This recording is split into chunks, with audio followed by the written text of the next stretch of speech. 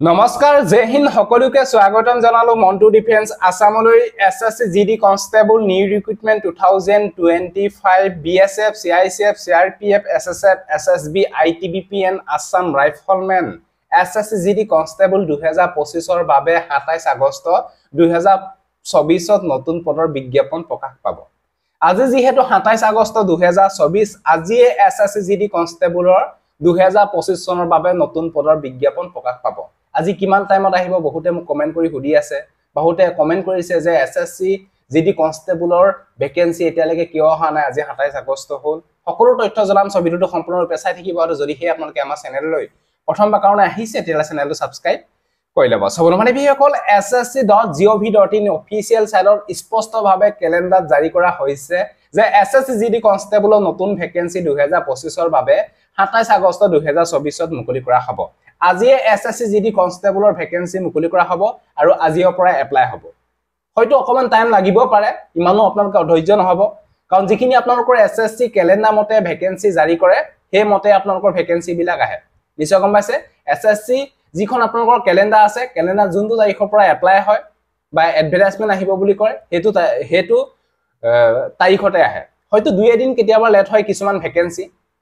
এতিয়া SSC GD কনস্টেবলৰ vacancy হয়তো আজি নাহিলে কি হ'ব আজি ৰাতি আহি যাব ভ্যাকেন্সি নাইবা আজি ইভিনিং 6 pm 7 pm এনেকুৱা হয়তো আপোনালোকৰ ভ্যাকেন্সি আহি যাব পাৰে এই বিষয়ে আপোনালোকে গম পালে অধৈৰ্য নহব এসএসসি জিডি কনস্টেবলৰ 2025 ৰ বাবে ভ্যাকেন্সি 100% আহিবই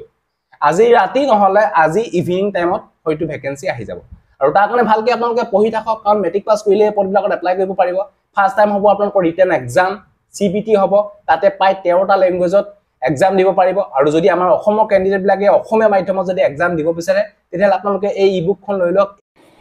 এসএসসি জিডি কনস্টেবল 2025 ত যোনসকল ক্যান্ডিডেটে অসমীয়া মাধ্যমত এক্সাম দিম বুলি ভাবিছে তেওঁলোকৰ বাবে এখন বেষ্ট ইবুক বনাইছো যিখন ইবুকত 2024 চনত 20 ফেব্ৰুৱাৰীৰ পৰা 7 মাৰ্চলৈকে যিমান বিলাক এক্সাম হৈছিল অসমীয়া মাধ্যমত সকলো বিলাকৰ পেপাৰ কোৱেশ্চন এনসাৰ এই ইবুকখনত আপোনালোকে পাই যাব পাই 30 খন পেপাৰৰ কোৱেশ্চন এনসাৰ এই ইবুকখনত আপোনালোকে পাই যাব ইয়াতে অল সাবজেক্টৰ কোৱেশ্চন এনসাৰ পাই যাব পাই টোটাল কোৱেশ্চন 2350 2350 টাৰো অধিক কোৱেশ্চন এনসাৰ আপোনালোকে এই ইবুকখনত পাই যাব পেজ নম্বৰ পাই 1275 পেজ ইয়াতে অল সাবজেক্ট পাই যাব জেনাৰেল ইন্টেলিজেন্স ৰিজনিং অসমীয়া মাধ্যমত পাই যাব জেনাৰেল নলেজৰ কোৱেশ্চন বা জেনাৰেল এৱাৰনেছৰ কোৱেশ্চন অসমীয়া মাধ্যমত পাই যাব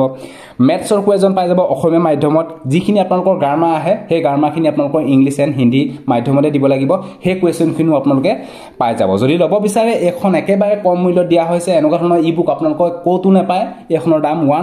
140 rupees পেমেন্ট কৰি এই নম্বৰটো স্ক্ৰিনশ্বট দি দিয়ক লগালগ এই ইবুকখন হোৱাটছআপ যোগেদি পঠিয়াই দিয়া হ'ব যদি ল'ব বিচাৰে লৈ লওক আপোনালোকৰ বাবে বহুতে হেল্পফুল হ'ব 100ত 80% বা 85% এই ইবুকখন আপোনালোকৰ কামত দিব যদি আপোনালোকে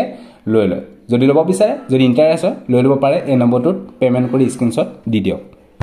আৰু এসএসসি জিডি কনস্টেবল 2025 ৰ বাবে এপ্লাই আজিৰ পৰা ষ্টাৰ্ট হ'ব আৰু ভ্যাকেন্সি